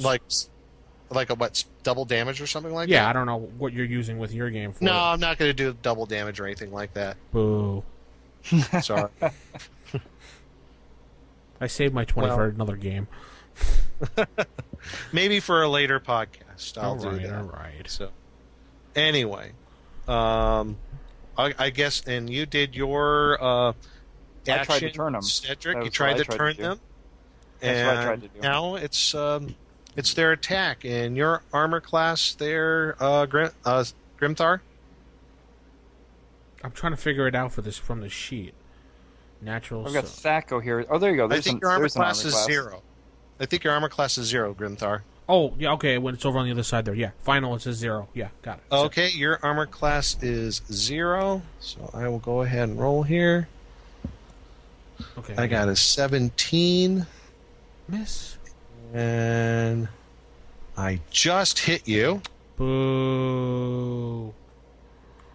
For 4 points of damage. And I got to roll for another attack. It appears that as he swings both of his fists down upon you on the side of your arm, he turns his head towards you, and a maggot shoots right out of its mouth towards you. Ow. And just whips by your ear. And hit Cedric. No, I'm kidding. Well, we'll see if it hits Cedric. Cedric, the other one, undead creature number 2, staggers towards you, and he tries to have a crushing blow upon you. And your armor class is, sir? It's 2. Armor class 2. I rolled an 18. That is a hit. And you were hit for a whopping 1 point of damage. He just glances right off your shoulder.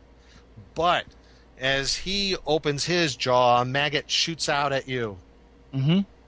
And it just misses you as well. Right by me. Where does the maggot go? It kind of whizzes by you and flops down on the ground, wiggles a little bit, and dies. Okay. Okay. That wasn't very nice. Can you describe these creatures again? I mean, just Sure. a little bit more detail. Sure, they have. I'll read it right out of the book. Ghastly undead appear as animated putrid corpses with fat green worms crawling in and out of all their skull orifices. Mm-hmm. And it seems like when they attack, both arms come right down upon you. Okay. All right. And Are they wearing they don't- anything? Tatters of clothing, strips of cloth. They are they look carrying semi-mummified. And are they carrying weapons, or is this they're just No, attacking? they're just using their fists to hit you, and these maggots that shoot out of their heads. Okay. Both of you, when you got hit, as it hit, it felt like when the blow struck, it feels like that the blow, as you see it, it starts to slightly turn a strange color, like almost immediately becoming gangrenous in a way. I don't know. Wait. So the blow that hit me is turning gangrenous. Yeah, it seems to be that stuff. putrefying a little bit. Both of yours, actually. Okay. All right. So on this next turn, I'm going to actually step back and cast Cure Disease on. I'm going to cast it on Grimthar. Okay. All right. You want to roll initiative this time? Yeah, Sure. Jason, you roll this time. All right. Let's see. We've got a I got a 5. 5. Boom. Ooh. Tie. Yeah. Tie. Tie. Okay. Weapon speed. They'll actually get it because they're using natural weapons. They're using their You're right. fists. They will. So,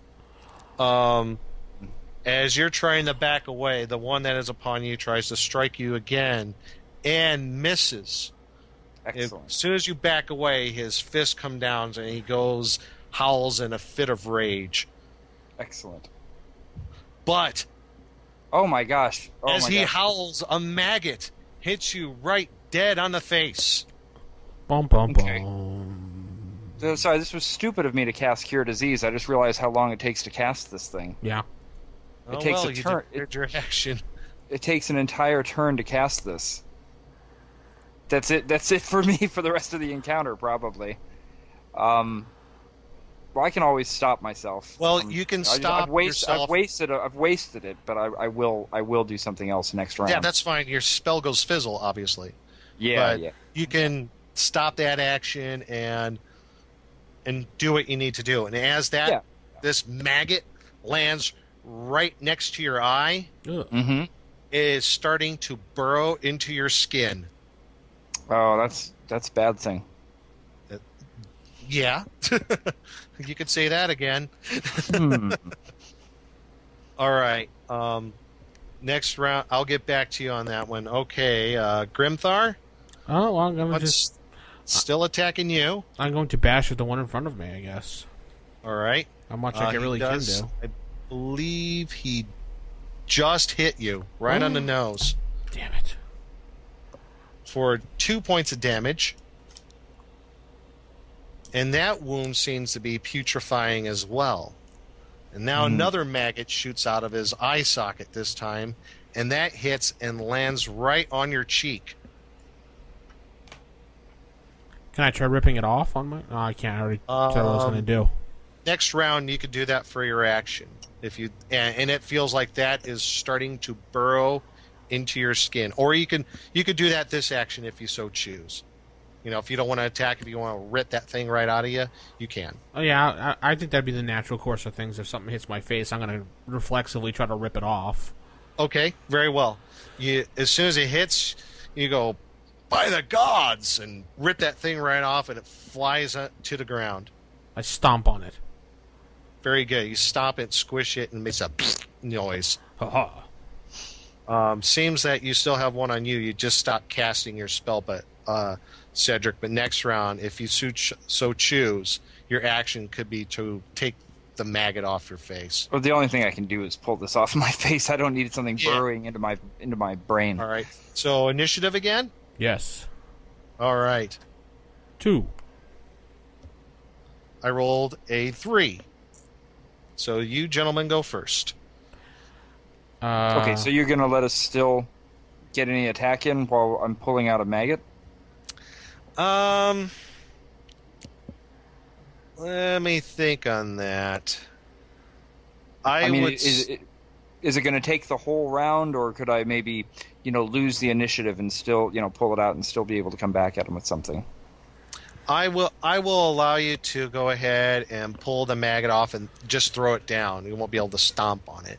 And if you want to try to make an attack after he hits you, yes. Okay. All right. So, right now, you pull the maggot off and throw it to the ground. Mm-hmm. And then I guess it will be. I'll roll the attack on you, see if he hits, and he blows it, misses again. Mm-hmm. Let's check for another maggot flying out of his nose. A booger maggot. Yes. He goes, and that goes whizzing by your shoulder. So neither a maggot or a blow from the creature. So now you could at least take hopefully a decent swing against this thing. And what are you using? I'm using my +2 magical quarterstaff. All right, very good. Go ahead and roll to hit. Okay. 14. So 16. Do I have any other bonuses? Attack adjustment? No. Okay, so 16. All right, you do hit. Go ahead, and that's a medium creature. Roll damage. Okay, so let's see here. I've got 5 points of damage. 5 points. Okay. All right. Okay, very good. Grimthar, you're going to go whack this thing again in the head? Yes. All right, go ahead. Whack away. 15. Stop laughing at that. Yes. That's right, family program. Let's keep this clean, gentlemen. Yes, yes. Yes, you do hit. Go ahead and roll damage for this creature. Okay, I'm going to roll damage of 2d4. Okay. 3, 6, and 10 total. 10 points. Wow, very good. Aha. Nice. I would say, as you hit this thing again with your bastard sword, you take a good, chunk, a few ribs out of the thing, and they fall to the ground. So, excellent blow. But he's going to trade blows with you. And he hit. I know this is a family podcast, but still, come on. Stop it. Let's keep it clean. And he hits you. I rolled a 19. He hits you for 4 points of damage. What is it with playing this game and you revert back to being 12? I don't know. Exactly, right? And that wound seems to be putrefying as well. Ugh. And I am sorry also about wasting that cure disease that we'll probably need later. A maggot flies out of this thing's ear, and it lands upon you. Out of its ear? Right on your neck. Oh, and you're so lucky. But it feels like it's going to start to burrow into your neck right now. Oh my god. It's like the Wrath of Khan here. Yes. Yeah. The wrapper on the cerebral cortex. Khan! All right, new round. Go ahead, roll an ish. Jason. Okay, well, how close are they to each other right now? They're side by side, pretty much. Okay. Since you're side by side, one is evenly attacking as the other, one-on-one combat here. Okay. I'm going to be using a lightning bolt. Oh, I'm sorry. You rolled your initiative before saying what people do? I'm sorry. No, it's fine. I didn't know if you wanted to do it, which way you wanted to do it. That's fine. I don't care. I mean, you're declaring that you're using lightning bolt. That's fine. Yeah, so let's hope I get a low enough initiative to get this thing to actually go. I think you will. 2. Yeah, I rolled a 5. So nice. So I don't think you're going to have a problem. What's the segments on the lightning bolt? 3 segments. Oh, okay. Yeah, I checked this time beforehand. You'll be fine. Okay. In fact, if you figured right, they'll probably hit you as soon as the lightning bolt goes off. They're going to try to hit you at least. Yeah.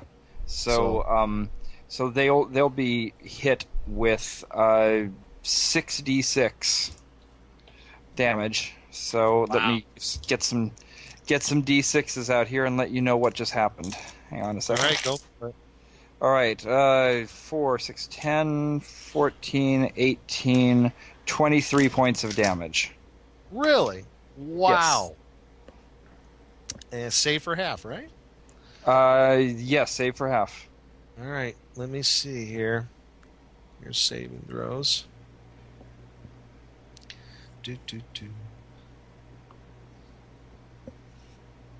I'm looking for the matrix for monsters. I forget where it is. Mm-hmm. Hey, there's the attack matrix. Wait, they use the same as fighters. That's right.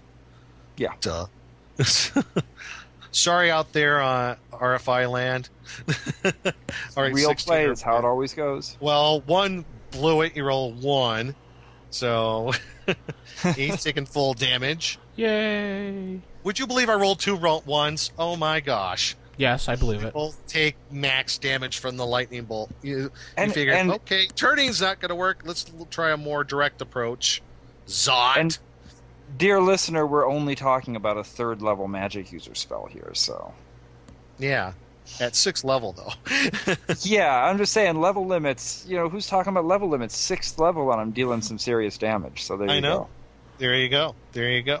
So, the one that Vince was attacking, or Vince's character, Grimthar, he gets hit by the lightning bolt. He does a quick shake and he blows apart into 100 pieces, and it's completely gone. Where do the maggots go? The maggots, as they burst out of the body of this creature, when they fall to the ground, in a few seconds they just writhe and die. How about the one on the my one that's neck? on you, though, Grimthar, Yes. is still trying to burrow into your neck. Well, okay, as my action now, I'm going to pull it out. Okay, very good. You pull it out and throw it to the ground. Stomp on it. And stomp on it, and there it goes. Ah. And that was 23 points, right? Yes. All right. The one that was on you, Cedric, is blackened and charred and everything. Cajun. Blew off yeah, it's Cajun now. Yummy. Burnt off a few of these green maggots and all that, but yet it's just barely moving and lets out a low groan and moan. So, and it tries to attack you and misses. But let's try to see if a maggot flies out of its nose. Yes, it does. And it flops right on the end of your nose. Ew. Oh, man. And it's trying to burrow in.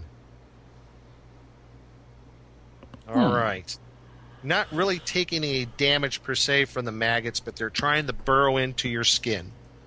So let's do it's not the kind of thing you want to just let happen. No.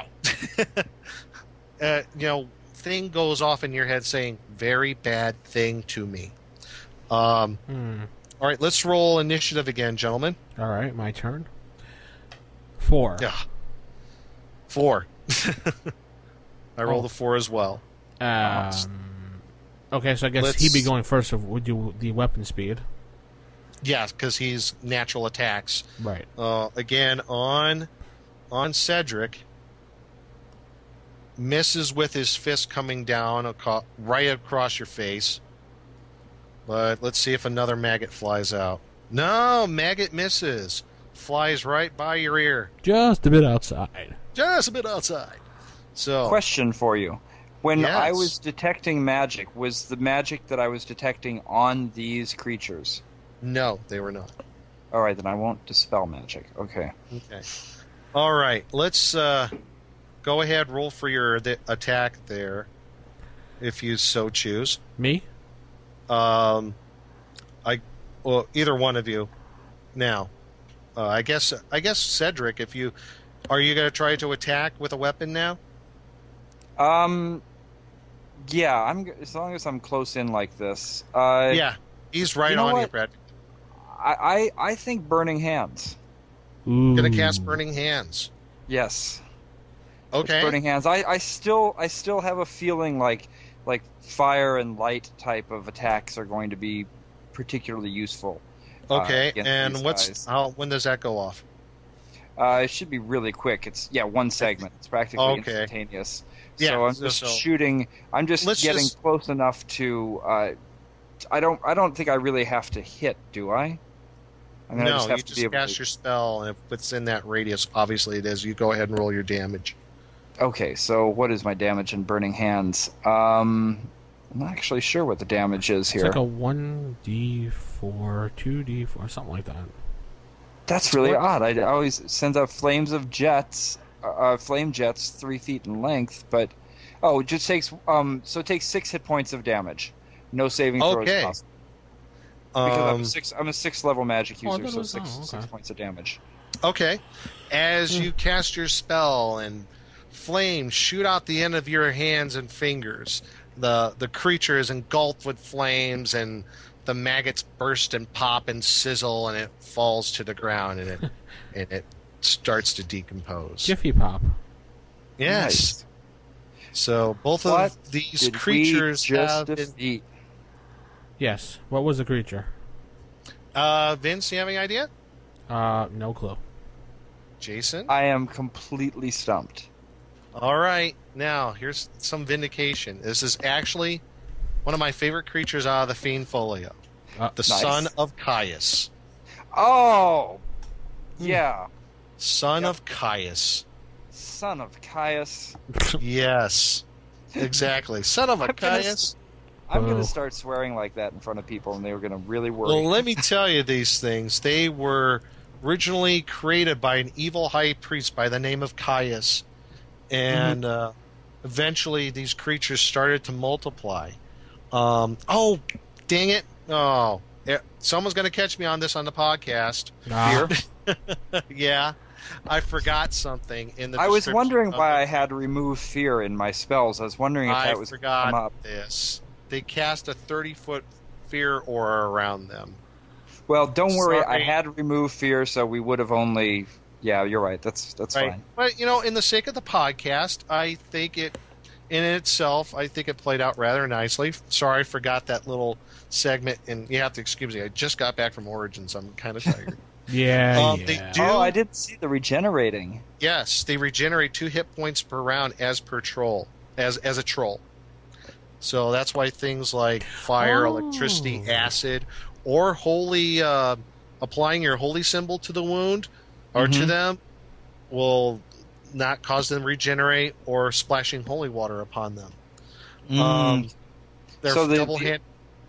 The fact that I had some spells to protect us from negative plane, that was a little bit of a red herring to mislead us. That would have worked because, in my opinion, that would have worked because they are kind of like they're drawing their power from like maybe a negative material plane because they're undead. So that's how I would play it. I mean, it doesn't say that they're actually from the negative material plane, so I don't think that really would have helped us. Well, yeah, maybe. Maybe not. So they attack with their fists, 1 hit points of damage per round. Each attack a 25% chance of causing leprosy. Ooh. Okay, so I definitely needed to save that disease. Yes. That's why those wounds were putrefying. I was rolling like 7%. Yeah, so each wound you got from Grimthar is starting a advanced leprosy. Oh, wonderful. What? So I definitely. This is a good point. Always read your casting time, people. Yes. Because if this were a real game, wasting your only cure disease spell because you didn't bother to check that it takes 10 minutes to cast would not be a good thing. Well, luckily the disease here it says doesn't become fatal for 1 to 6 months. So. Okay. In that time, you'd have plenty of time. Also, you got that maggot thing going. Those worms that shoot out of their head. Same to hit chance as their attack, and it takes about a melee round to penetrate the skin. But it takes 1 to 4 melee rounds to get to your brain. And once they burrow into your brain, you will become a son of Caius. Yeah, that's the kind of thing. Usually when stuff starts burrowing into your skin, you don't want to wait to see what happens. No. Right. not at So all. you were taking immediate actions and very good on that. Oh, yeah. But spells like remove curse or cure disease will destroy it. Neutralize poison or dispel evil will delay it by 1 to 6 full turns. Mm-hmm. These creatures, and at the end, as they turn as mummies. Wait. The cure disease will destroy the son of Caius? Destroy the maggot, the worm. But if cure disease takes a turn to cast and they get into your brain in 1 to 4 rounds, it's not going to help you too much. Not really. Well, that's out of the book here. Mm-hmm. So, yeah, I know. Unless you had it on a scroll, I guess. Yeah. Or, No. magic item. Yeah. Yeah, there you go. All right. So, and they turn as a mummy. Okay. Yeah, you So weren't- So that's why I say basically, roll it. you would have given it away if you had told me that you're rolling it as a mummy. Well, not given it away, but I would have thought I was turning skeletons, and then that doesn't work. And yeah. Right. So, Yeah. yeah, that's the Son of Kais. It's actually one of the coolest monsters out of the Fiend Folio, which I do like as a monster book, so. I think we're starting to discover that as we do these various creature features, that because the Fiend Folio is one of the most fun things to go snooping around in for a good monster, I think we're proving right there the value of a Fiend Folio. Mhm. Absolutely. That was fun, guys. Hope you enjoyed that. Definitely. Awesome. Cool. Love it. Well, All right. as we're reaching upon 1 hour and 50 minutes here, Yes. we could start cueing the Saturday Night Live end theme music now. Jason, can we legally do that or no? You don't think so? Probably yeah, not. sure. Sure, I'll just pull that out of my library. Okay, great. Yeah. So as you can I'll hear get the lawyers, Yeah. see what we can do. as you can hear the Saturday Night Live ending theme music here, that nice piano theme thing going. We'd like to thank all our Oh, we don't have any. Never mind. If you'd like to become a sponsor, give us a shout. rfistaff@gmail.com. Visit the website rfipodcast.com. And visit us on Facebook, facebook.com/rfipodcast. And if you have any thoughts or comments, drop us a line. Visit us on the forums, and Vince signing And off. don't forget, we're on CompuServe at forum 6837297/B5, or just for, You can also send us, you can find us on the shortwave radio and somewhere in the 1500 span. Hey, I have a shortwave radio. Don't knock it. What is our CB handle? If you're looking for us, if you're trucking down the road and you're trying to find us, remember the Roll for Initiative 18-wheeler is always somewhere in Arizona. Just look for us. Wow. You can find us at I alt.games. Oh, God. That's Usenet. we're setting up a Usenet. Usenet. We're setting up a Usenet. That's what we're doing. Yes. So that my Yeah. Apple II can finally get on.